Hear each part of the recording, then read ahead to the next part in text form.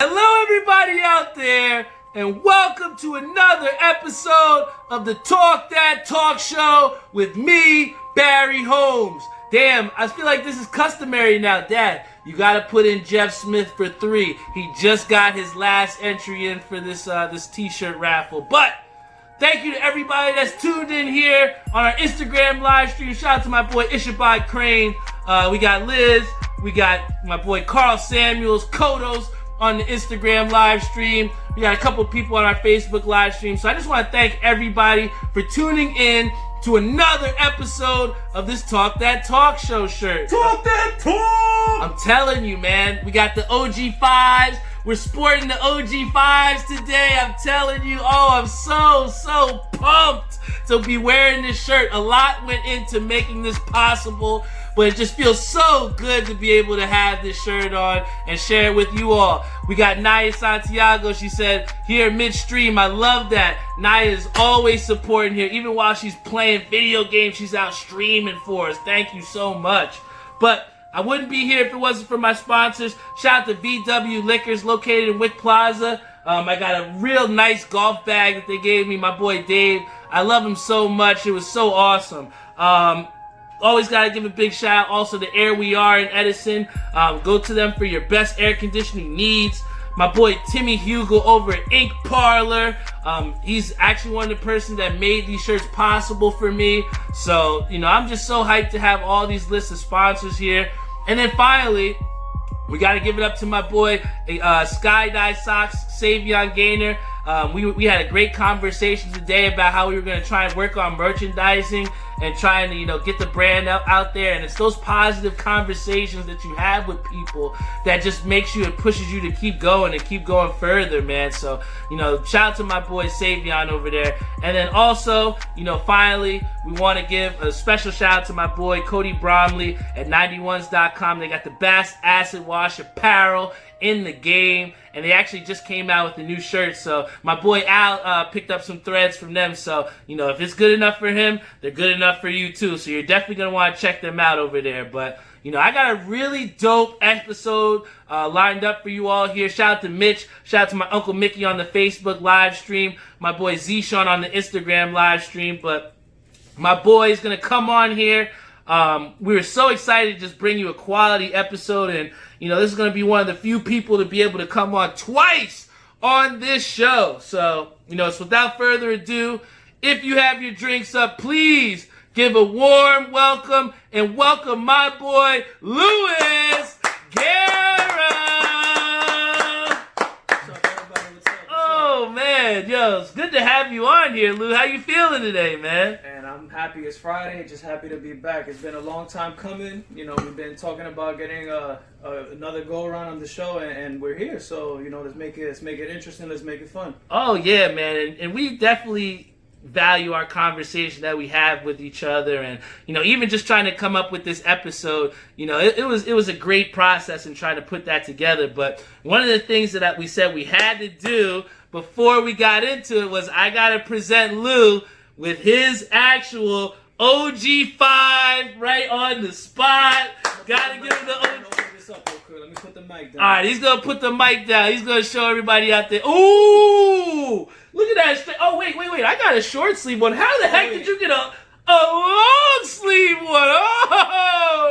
Oh my gosh, man! That thing looked tough. First time in Talk That Talk history, man. Yeah, I was super pumped. As soon as you told me about the new design, you showed me the colorway, and you told me long sleeves were on it, I put down that pre-order, no hesitation. So I have to support my boy right here. Yo, and I want to thank you so much for supporting. And you supported even when I did the the collaboration with Sky-Dye Socks with the tie-dye shirts, and even going back to one of my first OG2 shirts. So just for everybody out there, what does it mean to you, or why do you feel like it's just so important to support this brand, man? I just think it's important to support your friends, whatever endeavors and journeys that they're doing, because they're putting their time and their effort into it. And a lot of times people will go to a store and they'll buy a shirt, and if the shirt says $50, they don't try to finagle and get a discount because they know they're not going to get it. So I've never been one to tell my friends like, oh, hey, I know you're selling this for $30, can you just hook me up? And I know that since I bought 2 shirts off you the last time, you're like, yo, this is the price, but you could just give me this. And I told you like, no.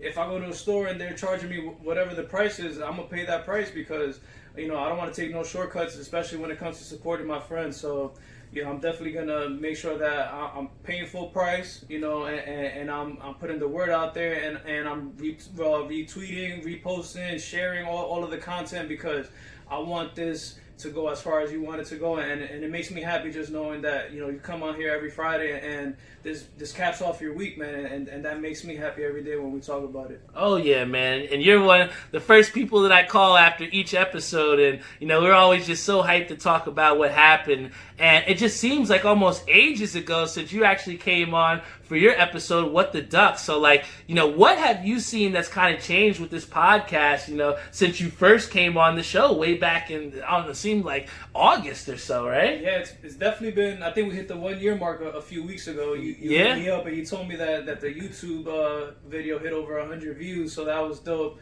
But off the rip, you're on Instagram now too, so there's more followers and more viewers on the Instagram.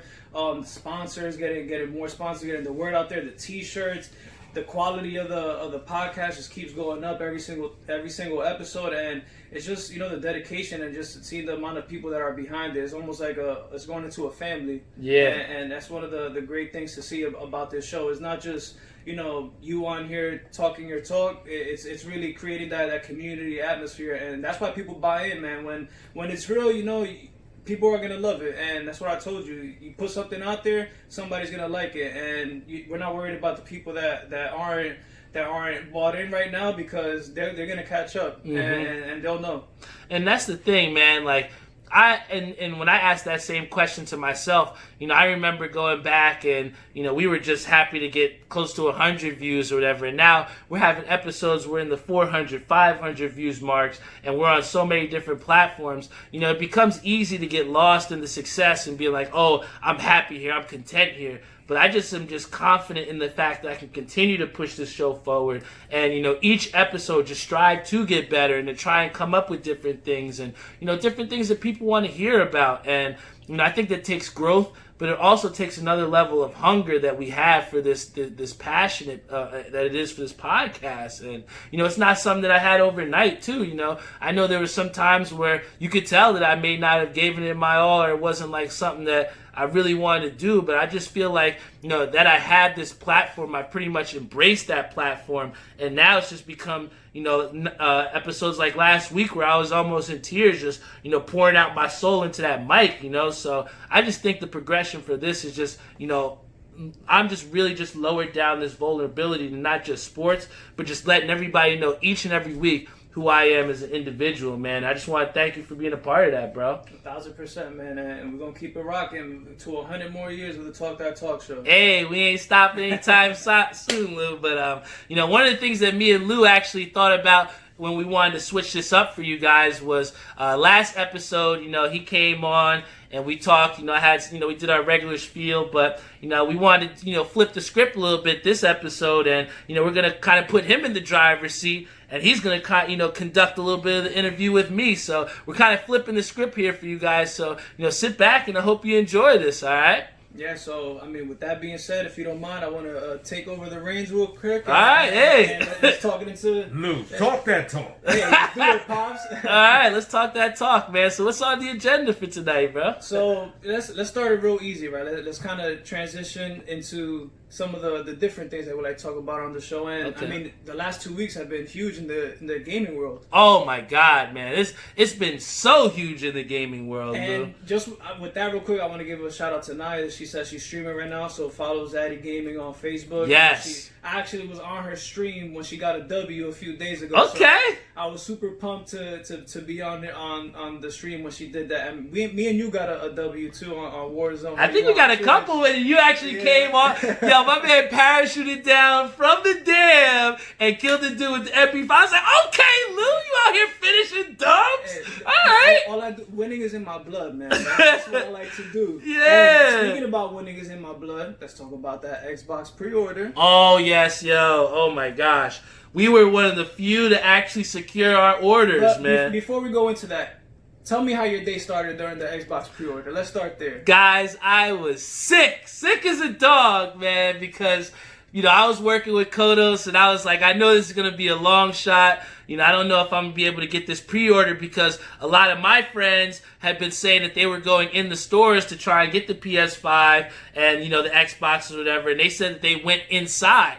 And, I thought that I was like, I'm not going to be able to get it because I had to work. And we know how difficult it's been online. But, luckily I had a little practice with Hat Club with trying to get some of these exclusives over the week. But, pretty much what happened was I went through, I think, from 11 or maybe 10:58 of just trying to get the pre-orders at Target, Best Buy. I think I had tried Walmart, GameStop. GameStop actually had me in the virtual queue. And then I think when I had gotten through a Target into the shopping cart, it wouldn't let me process it. And I actually wound up, it got sold out. So I literally was sick as shit trying to paint this house. And Kodos was like, I'm painting it all bad as shit. And this dude, Lou, texted me. He's like, yo, did you get the Xbox X Series? And I'm like, nah, man, I didn't get the chance, man. I'm fucking sick. And he's like, bro, listen, Best Buy and Amazon are going to re-release it at 12 o'clock. Just make sure you're ready. So it was almost like it popped up in my head. I got another chance. I can try and get it. And he sent me the link. And sure enough, I went through on Amazon and I was able to secure my Xbox X Series pre-order. So big thank you to my boy Lou. Because if it wasn't for this guy to the right of me, I probably would have given up and I probably wouldn't have an Xbox X Series, man. Hey, man, I told you, I was like, hey, I got you, right? You're my brother, so I had to make sure I looked you out. And I was able to secure it on Walmart. But when I secured the pre-order, when I hit you up, I was like, yo, did you get it? And you were like, nah, blah, blah. And I didn't want to tell you there that I got it because I didn't want you to make you think that I was trying to rub it in. I was like, yo, don't worry. I know where we can make sure you secure yours too. And then after you got yours, that's when I told you, I was like, yeah, I was able to get mine on Walmart like a little while ago, but it didn't matter. I wanted the whole team to secure the W, right? So I had to make sure that you were good too. And I heard that you were able to secure the PS5 as well. Yeah, I got the best brother in the world. In a similar situation, I was at work on the platform and I wasn't able to go in there. And my brother went in store to secure his pre-order. And him and Ishabad Crane, shout out to Ishabad Crane, I think they went to a different GameStop and secured it for me. So, I'm one of those people that I'm a huge gamer. I love it. This is my one solace, my one place of just recluse. So, I feel like, I had everything budgeted out. There was no way I wasn't going to get one of those systems for sure. So definitely, with you being one of the lucky people that got pre-order on both systems, break it down to me. What do you think is the advantages of having a PS5 and what do you think are the advantages of the Xbox? Oh, man, this is a great question, Lou. Honestly, I think that this question comes up so much, and it's honestly one of those preference types things, man. I mean, when it comes down to it, I'm always going to side in the PS5 not entirely, but the one thing that I will give PlayStation is the controller. I can't tell you how many times my Xbox controller is dying or the cord comes out and, it's not fully wireless. And there's so many times where I would just love the option to just plug it in like PS5 and just charge the controller up. But another thing that PS5 that a lot of people will give it for is the exclusives. They're gonna say that Xbox doesn't have the exclusives like a Spider-Man Miles Morales, or it doesn't have one of the other games like God of War, all these other like different exclusives, which I get. And if you want that, then that's cool. But I feel like for those PlayStation exclusives, it's just not enough for me to say I don't want Xbox, I just want PS5, And for me, I'm always about the interactive multiplayer experience. And let me tell you, man, I mean, Xbox, everybody has a mic. No matter how toxic it gets, no matter how much I'm yelling at Jeff to revive me or something, I love being on Xbox and just the overall multiplayer experience, So, for me, I will always give Xbox that edge because, we have grown progressively as a gaming community, especially with having Twitch and everybody's just so active and you're not really watching these people playing story mode games. I mean, I know my brother does sometimes, but I feel like the vast majority of people are drawn to the multiplayer experience. And for me, I'm always going to side with Xbox on that. Yeah, I think that's one of the things that really has kept me with the Xbox family since the first Xbox, honestly, and I've never really strayed away from it. it's definitely more of a multiplayer friendly platform. I would say it just with the Xbox parties and just being able to kind of interact and find different people on Xbox. I feel like it's always been a lot better. I do think that Sony has some better exclusive, not enough to sway me. The one game that I do miss out on because I love baseball is MLB The Show. Yeah. I'm sick every year that Microsoft hasn't been able to secure a contract with MLB to make a quality game like MLB The Show. But yeah, definitely when the two systems came out, it was an easy choice for me. It was a no-brainer. I knew I was getting the Xbox, especially the X Series. Yeah. I want to get the full experience. So yeah, that's definitely one of the biggest changes, I think, when it comes to systems, just the way that they're so powerful now. It's almost like having a PC. Yeah. A PC in a console, and everybody's getting that quality in gaming that you see a lot of the esports people that are huge in this realm now. And you say, like, you talk about just how well they're running. I mean, these systems are running on 4K, 8K, and they were talking about, for those people out there that didn't get a chance to scoop up the next gen console, people like Event who said that they want to wait until a little bit of the kinks go out and stuff, and that's an actual strategy for some people. But I do believe, and I feel like there is going to be a gap between people that have the next gen system and people that don't. And I look no further than 2K. When you want to go play in the neighborhood with your homies, some people are going to be on that last gen and some people are going to be on that new gen. And for me, I want to be playing the game at the highest capacity, at the highest rate. And that's personally why I even held off on buying 2K or buying Madden, because it just, for me, I needed something a little bit more, and I didn't want to have to get the game twice when there's not really major difference from it, off the old system. Yeah, I think the first couple months with the transition, where people that are still on the current gen to the next gen is going to kind of create a lapse in a sense. But when everybody catches up, I think the gaming experience and just being online is going to be a whole lot better. But, that wasn't the only big news that dropped this week. Okay, well, what else we got? We were able to confirm Pac-12, my Oregon Ducks, and the Big Ten football has confirmed that they are returning to play football. Hey, we get college football Saturdays back, man. So with, there's a couple conferences that are playing right now. The Big 12, the ACC is playing the SEC, but there has already been a few schools. I think Houston or Baylor, they've already canceled like 2 or 3 plus games, and we're not even through September yet. Yeah. So with some conferences now saying they're coming back, and some conferences just trying to make it through September, do you actually think we're gonna make it through a full college football season? I honestly think that with the success that the NFL has had in terms of like warding off this coronavirus, I think that gives some sort of confidence to us football fans out there that, a college football season can happen. But the problem is, and this is what kind of worries me, and this even with my sister when she's over at Morgan State, but you have college students that also aren't taking this coronavirus very seriously. I heard my sister say that there was people that were still having kickbacks and stuff.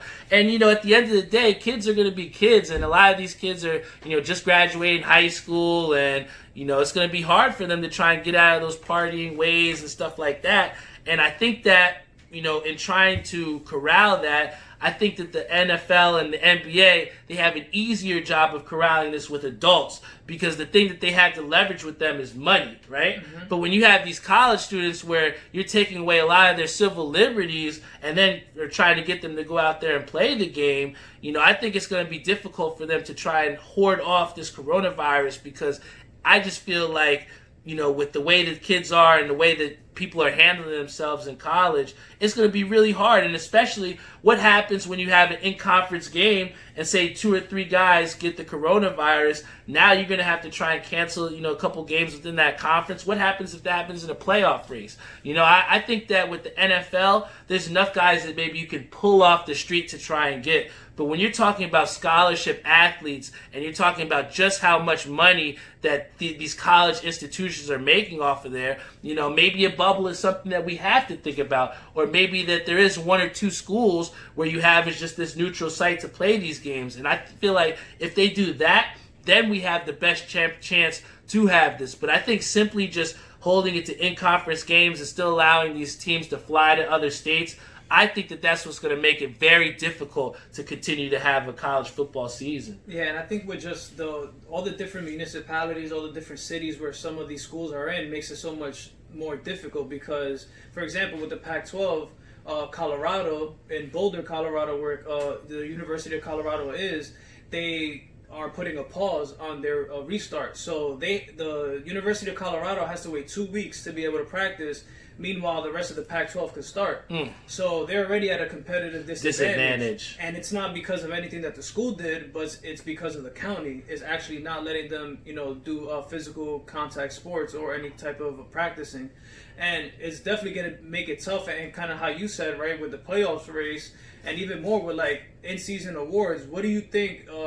Possible no Heisman this year, or do you think do we have a Heisman this year? I mean, that's definitely a tough question. I mean, we look no further than with the NBA, and maybe you have an altered situation where they had the bubble MVP, and I don't think that they're going to have something like a bubble Heisman, but I feel like the people that are in place to create these awards and stuff like that, they've been very creative to try and highlight things within maybe a little bit of a dim area and stuff. So, maybe we might see another award aside from the Heisman, but I feel like for something so prestigious as that, it's going to be very difficult to hold that validity up when you say teams like Colorado and especially other teams out there that are just getting at such a competitive disadvantage. I mean, when we look at the NFL and you look at, your Eagles that got destroyed, you had players on that team that were quoting that they didn't have practice time and that they, this is the first week, that was almost like their practice game. So I think we also really minimalize just how important training camp is for these teams and to have a full training camp, I mean, and then we could transition right into the NFL and look at how the lack of preseason kind of decimated some teams with injuries. I think the 49ers lost about 6 players last week. Yeah, they did. They lost Nick Bosa. They lost Jimmy Garoppolo and a couple other guys to ACL injuries. You saw Cortland Sutton go down with an ACL injury. Saquon Barkley went down. For the Giants. Christian McCaffrey. I could keep going on and on. How important now do you feel that, especially with players pushing for less preseason games, what do you think is going to look like now moving forward? Let's say hopefully next year that we're not dealing with any COVID restrictions.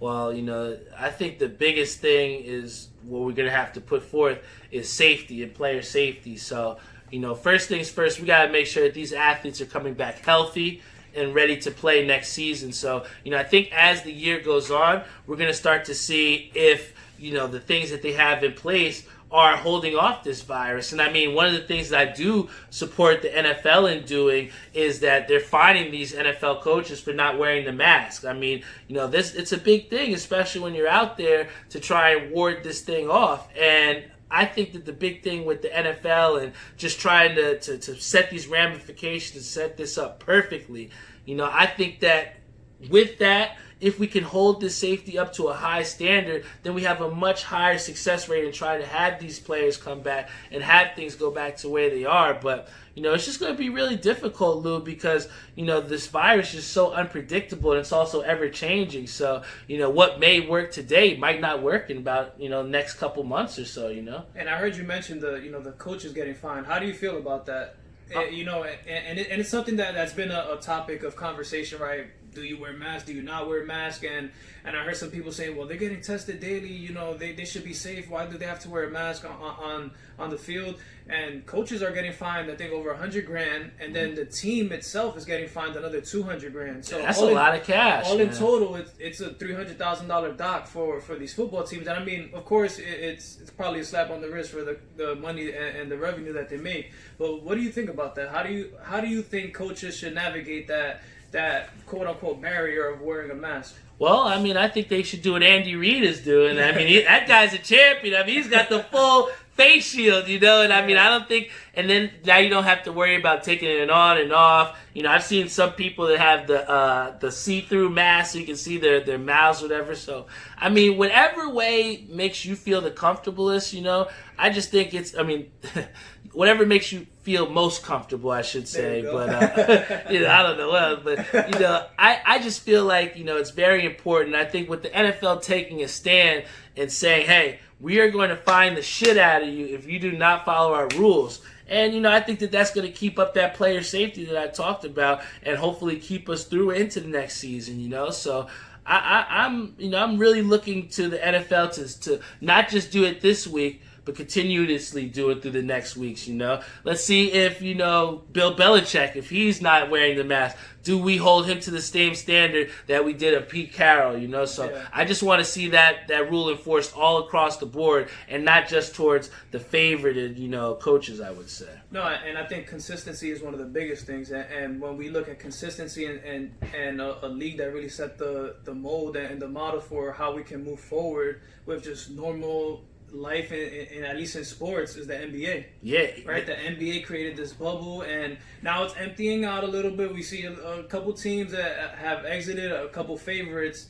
And, tonight we got a team that might, be on that 11 o'clock checkout in the morning. Might be time to go fishing. It might be time to go fishing. It can't play golf. Golf. They might be golfing in the morning. Yeah. Boston Celtics Yeah. down 3-1, playing the Miami Heat. The game is actually on right now. Yes, it is. What are you thinking about the Celtics' chances to potentially make the series interesting? What do you think about the Nuggets? Also down 3-1 again, but have came back from 2-3-1 series deficits. So what are the rest of these conference finals looking like for you? Oh, man, it's tough, Alan. It's tough for you, Lou, out here because let me tell you this. I had picked Boston as my team to win it all. I stood strong with them because I thought that the depth and the versatility that they had would make them be able to compete with any team. And really what we saw is that the guys that are in position that they paid the money to in Boston, it doesn't seem like they're just quite ready yet. They're there. Brad Stevens is doing a good job of putting them there, but it just doesn't seem like they have that it factor yet to put them over the hump. We thought Kemba Walker would be able to do it, but I just feel like he hasn't done it too much consistently. We've seen Jason Tatum come in at spurts, same thing with Jaylen Brown, and that's just not going to cut it when you're trying to win an NBA championship. I look at the Heat, and I just look at a blue-collar team that just overall is just, they're not pretty, it's not sexy, but they get the job done. They got a lot of heart. And they play defense like no other. You got Goran Dragic, who's really facilitating the ball well for them. You got Tyler Hero, who's pretty much showing up and say, hey, I'm here, and pretty much is just taking over this bubble playoff. So, I look at the Heat, and I just look at a much dangerous, more confident team, and the key word is confident. I feel like, Miami's just going out there with nothing to lose, and the Celtics are just out there just trying to stay alive. And, pressure burst pipes, and I think that the pipe might be done for Celtics. Now, as far as the Western Conference, the Nuggets are in a similar situation where everybody's saying, yes, they came back from 3-1 down. They can do it. But do you understand just how much emotionally, physically, and mentally that is on teams to continuously come down? I mean, you heard Jimmy Butler say it at the beginning of this series about, coming back from against the Celtics is getting old. Now, think about the Nuggets who've had to done this in 2 straight series and for 2 straight 7 games, So that is extremely taxing on the body, man. And I feel like, especially to now do that against arguably the best team in the NBA, who's arguably the NBA favorites to win the championship, I think it's a tall task for Denver. And, I mean, Jamal Murray, Nikola Jokic, great players, don't get me wrong. Hats off to them, but I just don't see that they have enough to win 3 straight games against the Lakers and LeBron to have 3 straight terrible games. I mean, that's asking a lot. And if that does happen, I think that they might have the Lakers might have had some money on it to try and fix it. So I think that right now what we're going to see is Miami, Los Angeles, and I don't want to say it's a toss up. I don't want to say it's so easy for the Lakers either to win. But if I had to pick, I think that LeBron is just playing at just such an amazing rate. And then to see what we have in Anthony Davis, who hits the game-winning shot, 2 or 3 feet behind the three-point line and wanted to take that shot. I think that when LeBron won in Cleveland with Kyrie, he had somebody who was willing to take that shot and who wanted to take the load off LeBron. And I think that he's found that here with Anthony Davis, and that's a recipe for a championship for me. I definitely think that the Lakers will move on to the next round. I feel that Miami will also, take the next step and make it to the finals. But there's definitely one thing that I'm concerned about, I guess I can say, and that is that I found that the Lakers struggle with teams like the Heat. Yeah. Teams that are very gritty, teams that are very physical. And I mean, just look at Anthony Davis's last two performances. The game that they lost against the Nuggets, he had like 1 rebound. Yeah, and I think last night he had 2 rebounds. So when you play a team like the Heat that are down to get dirty, they're down to throw elbows. Everybody's flying around. Jimmy Butler is a dog. Mm-hmm. In the best sense of the word, Jimmy Butler doesn't care if he doesn't score 30, but he's gonna be in every skirmish for a loose ball. He's gonna dive, he's gonna throw his body around. And the Lakers are not that. The Lakers play pretty basketball. Yeah, the Lakers got a lot of people on that team, a lot of players on that team that don't like to get their hands dirty. Yeah. They got the Kyle Kuzmas that is not physical. KCP. They got KCP. They got Danny Green that can't shoot a basketball into the ocean. Hey, but that boy Caruso will catch a body though. He will dunk on you. That boy Caruso nice. Caruso could definitely dunk, but it doesn't matter if you don't got guys that are not in the paint willing to get dirty. And that's what concerns me the most about Anthony Davis, that he wants to be Kevin Durant, and you are not Kevin Durant. Yeah. You gotta be the 7-footer in the paint. And, I mean, can you really rely on Dwight Howard being the Dwight Howard of 2010 every night? I mean, he had a great game yesterday, but can you count on that every week? I mean, every game. Can you count on JaVale McGee showing up and getting boards every game? And that's what really concerns me with a team like LA going up against Miami. Now, that's not to say that I don't think LeBron could turn it on for a 7-game series and make magic happen. But at what point does that magic run out? Yeah, and against a team like Miami, that it might really, really test that will that LeBron and AD really have. Yeah, because you look at that team, and they're holding guys to under 100 points. They're holding Boston to under 90 points, And I think that that's a recipe that might give a little bit of problems for the Lakers because, like you said, they want to play that finesse style. They want to get it up the court and beat you with LeBron with the dunks on the fast breaks, or they want to get those kick out 3-pointers, right? So we've seen that type of style of play from the Lakers, but they've also shown that they can do that and do it really well. So I think that, to your point too, where, these guys, we're asking a lot from them. I think that what Frank Vogel does a great job of with the Lakers is he has the rotation so well that these guys don't feel like they have to play so much out of their roles. You look at the Knicks and why they're so trash is because they have Frank Ntilikina thinking that he has to play like Steve Nash. You have Kevin Knox out here thinking that he has to play like Kevin Durant. You have Mitchell Robinson out here thinking like now he has to come up with a dribble, and I see videos of him doing this. Bro, shoot a free throw. Make your free throws. You know what I'm saying? I don't want to see him out here going at the perimeter because, like they said with us always with the coaches, practice what you're going to do in the game. And I just don't see Mitchell Robinson doing that type of stuff. So I only say that to bring the point back of saying that, it becomes very difficult for teams when you have players that are playing outside of their roles or being asked to do too much. And I feel like the Lakers and the way that the rotation has worked with them is that they've been put in places to where they don't have to do too much. Not even LeBron. He's doing an amazing job, but it's not like he has to do that, And I feel like that type of pressure being relieved off of his body is just conducive to a championship for the Lakers, man. So if we're going to go and say Miami and Lakers move on to the finals, Who do you have and how many games? I'm going to go with the Lakers, and I'm going to go with them in a strong 6. I think that those aren't going to be an easy 6 games. I think that maybe 2 or 3 of them go to overtime. I think that Miami is going to wear and test the Lakers like they haven't been tested before, because what we've seen from teams is they put up a really strong performance for one game, and then the Lakers just make you fold.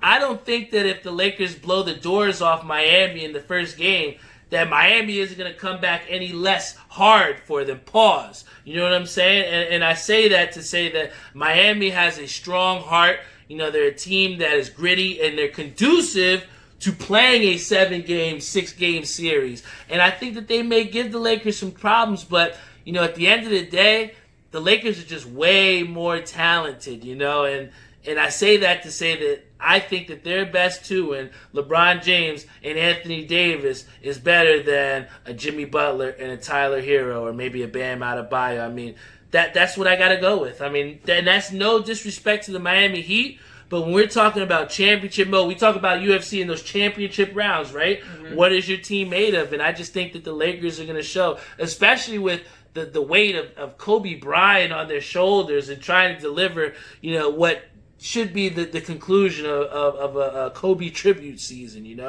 And I just don't feel that the Miami Heat can mess with destiny, Yeah, of course. And just to get my prediction, I agree with you, Lakers in 6, but I would not be surprised if the Lakers get pushed to that 7th game. And I think that's where it gets interesting. There's no home court advantage in this bubble, as you can see. There's ball. There's a lot of teams that, without that home court. Philadelphia Sixers. The Sixers, right? The Bucks. There's a lot of teams that folded without having that advantage. So I definitely wouldn't be surprised to see the Miami Heat if they make it past this round. I don't want to take away from anybody that's still playing before they finish out their series. So I definitely wouldn't be surprised to see them push that to a 7th game. Yeah, I think we got a lot to watch for. We had the game on in the background here. Let's see if Boston can extend it. But I think that they, with what they've shown here, it might be fishing time for them. And just before we hit the little beer review, I wanted to throw a little curveball. I didn't run this by you real quick, but it's something that I want to know has kind of been pushing you through these last couple months or days or weeks, whatever it might change. What's your quarantine soundtrack? What have you been listening to that kind of has kept you going? And I know sometimes you go for your 4 or 5 mile runs. What has been playing in those headphones, Barry? Oh man, honestly, where can I start? I mean, last week I aproposly named the episode "Bring the Ruckus" because of a tribute to Wu-Tang Clan. Mm-hmm. So I've really been rocking a lot of Wu-Tang Clan. I have been rocking Tupac as well too. I really, really do enjoy hearing him. Just going back through the vault and listening to some of the different things that he's had out there. And I think that I always find myself, going back to the old school or trying to get back there. But I think the one main thing outside of the old shit that I've usually listened to that has really been on my radar has been that new Nas album. I really, really do think that King's Disease has been a great album. Another rapper that my boy Ishabod Crane put, Conway the Machine, he actually just put out a new LP that was absolute fire. King to a God. It's amazing album. And I think that Conway is somebody that not a lot of people give credit to because, he's too quote-unquote gritty or, he's from Buffalo, so not a lot of people give him and Benny the Butcher and all those guys credit. But, I think that, Conway also caters to a very specific type of listener, and I think that sometimes with the mainstream where everybody's caught up in J. Cole and, caught up in the feelings and the emotions that like a Drake makes you feel, I think that sometimes it's lost in the lyrics with Conway and really telling you about how he's going to metaphorically tear your skull and pounce on it, I think that that's refreshing to me, and Conway's definitely somebody that I've been listening to a lot too, so thanks Ish for reminding me. But I think right now, like I said, it has to be Conway, Tupac, a little bit of Wu-Tang Clan, and whatever else tickles my fancy, what I'm saying? Yeah, definitely. That new Conway album has definitely been on heavy rotation. Started listening to this one guy. His name is Mozzie from Sacramento, on California. He just dropped a new album on Wednesday, and it's a great album. He's one of those guys that kind of came up with Nipsey Hussle too. R.I.P. to Nip. And great album. I definitely recommend everybody check that out. I see right here on the chat somebody said Freddie Gibbs. Oh, dropped a great album as well with that Alfredo with the Alchemist. And actually one more that I wanted to shout out that I got on cue on my way back home is going to be the new Action Bronson album. Oh, Bronsolino. Oh my gosh. Action Bronson just dropped the album today too. It's just a lot of good music, and I'm a real big music guy. That's why I brought up this question. I feel that when I'm working out, I always gotta have music blaring in the background when I go on runs, bike rides, whatever. And music just really sets the tone for me. It kind of helps me speak and feel emotions that sometimes I don't know how to necessarily verbalize myself, I kind of do it through the music. So, definitely just wanted to know what's kind of pushing you and getting you through these days, man. Because music, I feel like, is part of my day from when I wake up to when I go to sleep. And I'll tell you another one that's actually, and he's been out for a little while, right? And it's somebody that I've heard his stuff, but I didn't even know that I liked him. I didn't even know who it was. But I'm going to give a shout out to Gunna. Shout out to my boy Jeff, because that nigga Gunna, man, I'm telling you, my boy Gunna is, every time I hear one of his tracks, man, I just feel like I just want to go and maybe run a couple more miles and just, I'm telling you, man, Gunna is somebody that I've really been listening to too. But, I really, are you sure you're not trying to take over my show, man? You're doing such a good job, great guest hosting here, man. Shout out to Lou, man, right? But anything else you got up for me, man? Hey, let's get to this beer, man. I'm thirsty. Woo! So let me tell you guys. Let me tell you something. We got a nice beer set up for you. Shout out to my boy Al. He actually came up to pick his OG5s up. So shout out to Al. He's one of our big mega supporters. And he brought over a nice beer for us that we're going to try today. And this beer is actually called the Bolero Bullyjuice. And how he most aproposly said it, he said this is going to be what Jimmy Butler is going to pull out with the Miami Heat on the Boston Celtics. So, we're going to have this Bullyjuice here. Just off the rip, what do you think, Lou, based off of the thing here? The label. So one of the things with me and me and you, Barry, we speak about it all the time, is that I'm a huge supporter of New Jersey breweries. I'm actually going to one tomorrow. I told you about. I'm gonna bring you some stuff down, and I just like to support our local craft breweries, because in Jersey it's super hard to get craft breweries open. I spoke about this last time when I was on the show. It's kind of a lot of loopholes and everything to jump through. So I always try to make sure that the people that do open up, I check them out, I try their beer. So Bolero is super popular Jersey brewery. You could find them almost at any liquor store in the state, which is very impressive, because a lot of guys are a lot smaller, so they kind of just local distribution. And they do a lot of stuff with like lactose, so their beers are normally like very like creamy in a sense, and they have good taste. But just seeing off of here, Galaxy, Mosaic, Sultana, which is something I've never tried that, but Galaxy and Mosaic hops are, they normally provide you a real nice, rich and crisp finish. So I'm definitely excited to try this out. Yeah, and I think before we get into this beer, I think it would be important for everybody else out there too to see, like, so when you go for a beer, Lou, what is something that you're looking for? Like, when we test this beer, what is like going to be your 2 check marks that you're going to think is like, what, this is a good beer or not? So one of the biggest things that I do when I drink beer, I'm a big in a glass drinker. I like to see the color of the beer. So my favorite style of beer is a New England IPA style, which are normally unfiltered beers, so they're very cloudy. Like, you can't really see through the beer. And normally I'm big on citrus and hops. So the hoppier the beer, the more I like it. Mm-hmm. And if it has some citrusy flavor to it, doesn't necessarily have to be like orange. Like, it could be like any kind of like lemon, grapefruit, stuff like that. Are the things that I'm normally into. And the smell. A lot of people don't think that good beer has a smell, but good beer has a great smell to it, especially when you can identify the different ingredients and the different things that they put in it. Especially like right now in the fall, I'm huge on pumpkin spice beers. I think you had the macchiato one the other day.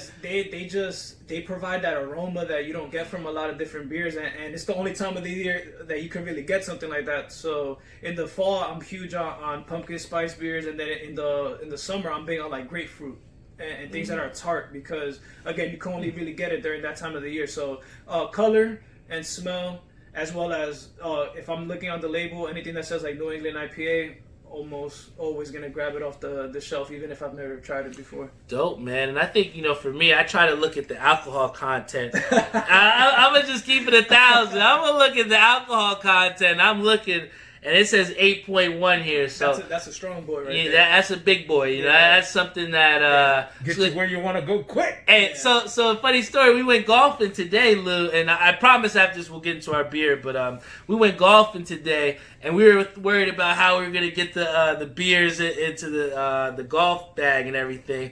But we were like, we got these tall boys. We got, I think, Cthulhu. We reviewed it the last week. Like, oh, we'll just drink some of those Cthulhus, man. And like I said, when you have these beers, they're like 9, 8%. When you go up to the T, you're like, oh man, maybe number 3 wasn't the best to do right now. When you get a beer, I think normally around 6.5% is kind of like casual drinking, but once you pass that 6.5%, you get into like 7 and 8.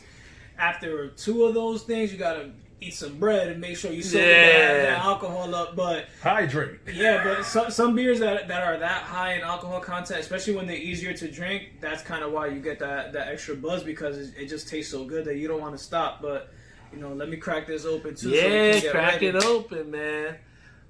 So everybody out there tuned in, thank you so much for tuning in. Yeah, we're gonna cheers to you all, and if you get a chance, check out Bullyjuice. All right, here we go. Cheers up, guys.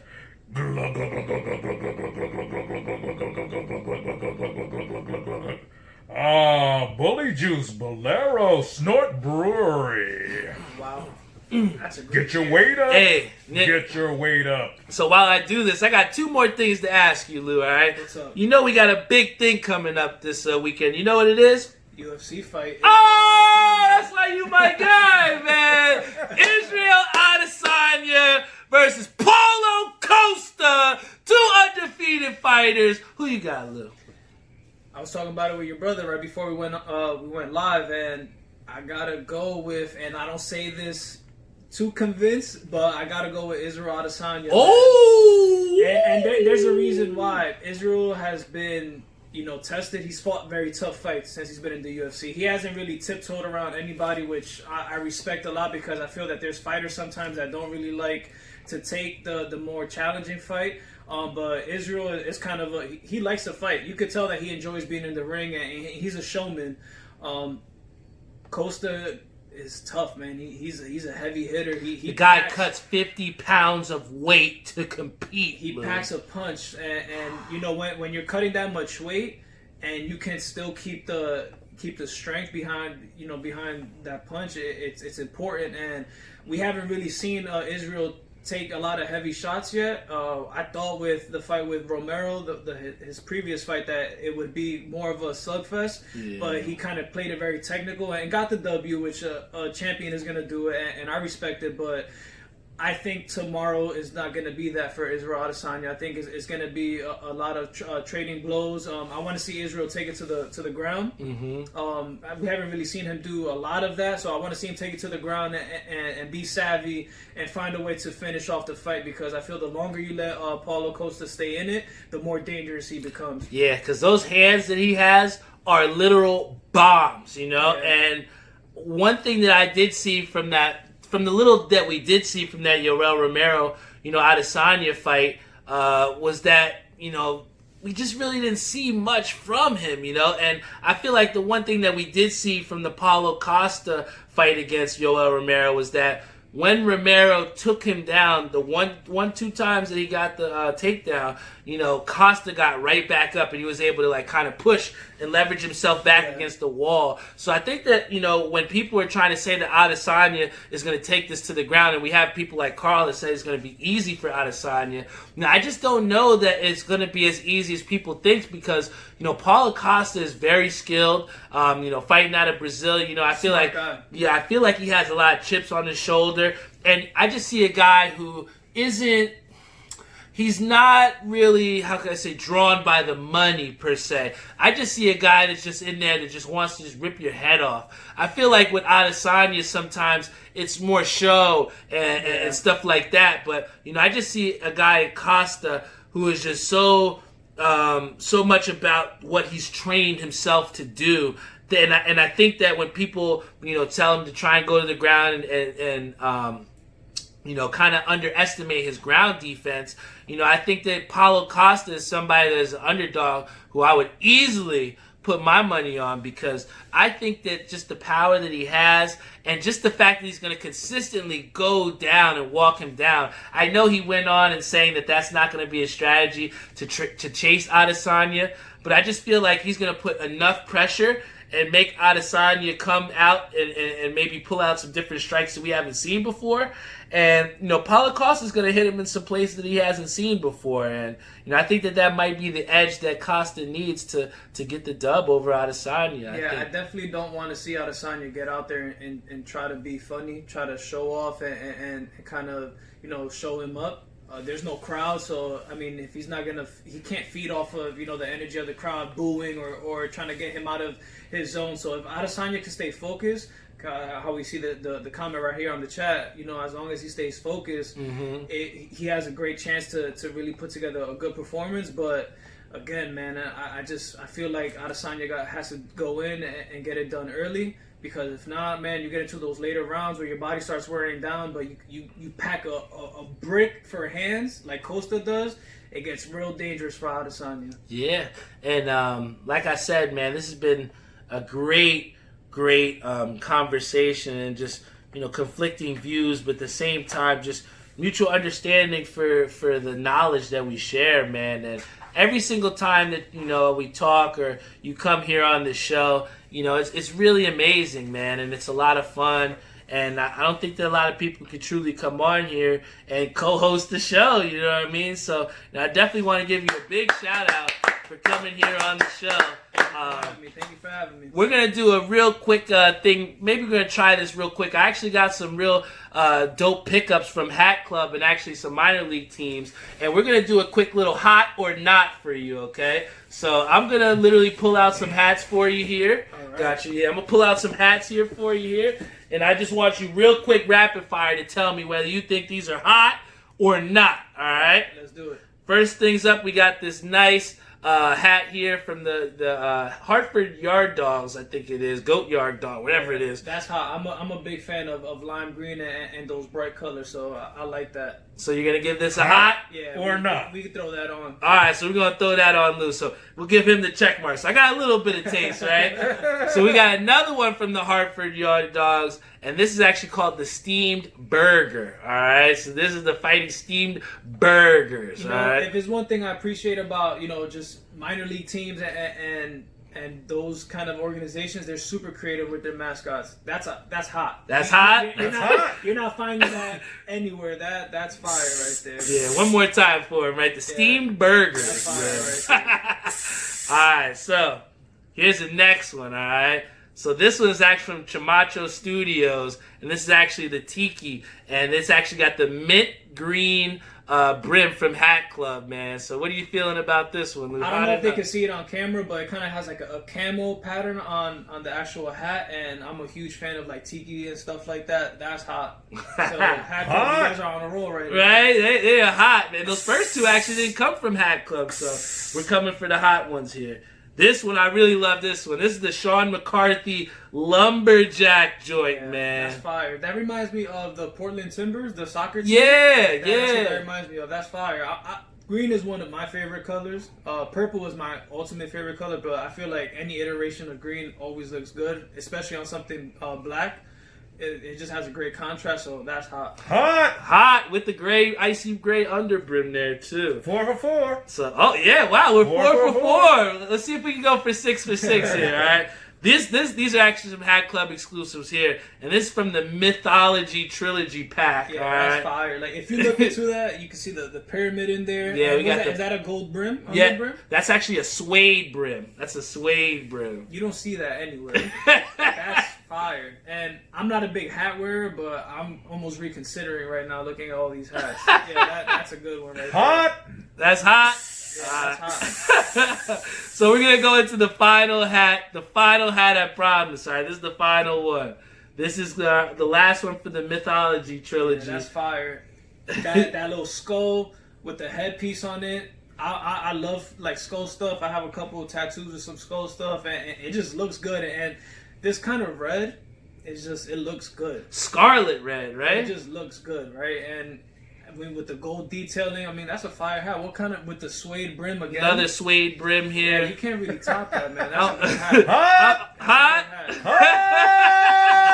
Hey, so we went 6 for 6 in the hot or not. Shout out to the Hat Club. Shout out to New Era. I don't know if I need to show you guys all, but they're all new eras. All right, don't disrespect me. All right, we got some hot shit. But thank you so much, Lou, for coming and participating in Hot or Not.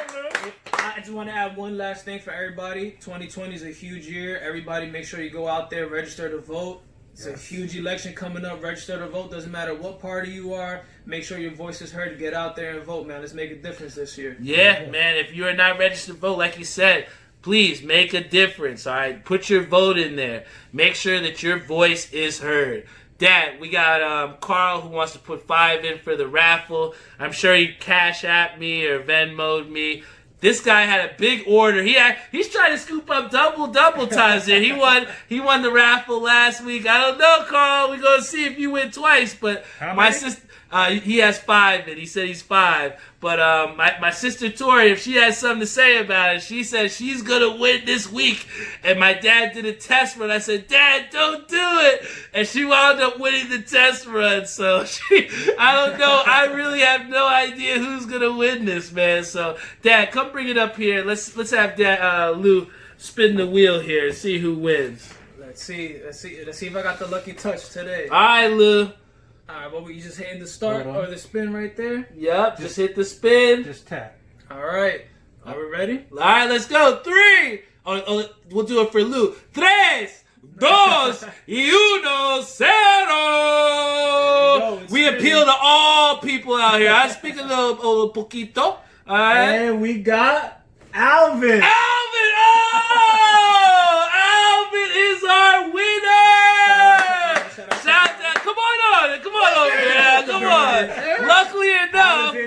Luckily enough, Alvin is in the building here. We got Al. He's one of our big supporters in the Talk That Talk show here. I'm so hyped that you are the winner on.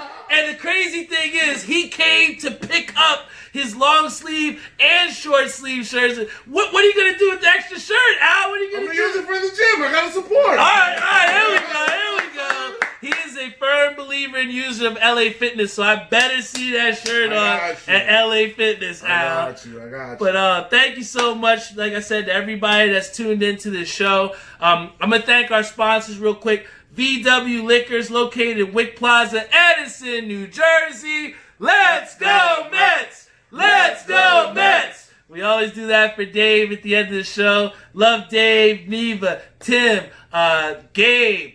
We got Caroline over there, Crystal Dice. They do a great job. Dave gave me a beautiful golf bag. They always make my experience dope. Go check them out over there. Then we got Air We Are. They got the best air conditioning for your needs. If you're getting hot, I know it's getting a little cold now, but when it gets hot again, call them up. They'll help you out. Also got to give a shout out to Ink Parlor. They put the OG5s together to put them on your body. Alvin won one. He got one. My boy Lou got one. Shout out to Ink Parlor because they're making it happen for us. Also shout out to my boy Savion over at Skydive Socks. He's making some really dope shit over there. Please check him out on Instagram and get yourself a custom order sock. And then also we want to give a shout out to 91s.com. They got the best acid wash apparel in the game. He's kicking out some incredibly dope shit. So please check him out over there. And, I got the best sponsors in the game. I got the best friends in the world here. My boy Lou came on the show. My boy Al came on here. I don't know if Instagram Live can see him over there. There he is right there.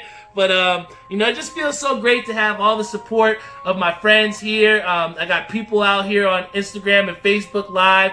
Scott Olner, Jeff Smith, Ishabai Crane, Carl on our Instagram live stream. Also on our Facebook live stream, we had Jonathan Bales, Jordan Martinelli, Frank Lanza, Alex Balonis. He participated on the pre-order. So, with this kind of support, I got no choice but to succeed, right? So I got one special shout out, Chris Bay. His daughter is a cheerleader for East Carolina. Okay. Shout out to East Carolina Pirates and the Lady Pirates. Okay, shout out to ECU, Chris May. Shout out to your daughter who's doing cheerleading. We love cheerleaders, so shout out to your daughter, cheerleading as well too. But This is the Talk That Talk show. We appreciate everybody's support, everybody that's tuned in out there. We got people of all different races, creeds, colors. So, you keep tuning in, and I promise you I'm going to keep bringing you dope episodes and, getting you more of the stuff that you want to hear about. So, again, thank you to my boy Lou. Thank you to my winner Al on the raffle here. Perfectly. Worked out so perfectly. I'm going to have to go upstairs and get him another shirt. Yes, sir. This is the Talk That Talk show every Friday. Thank you so much. I love you all, and I'll see you all next week, all right?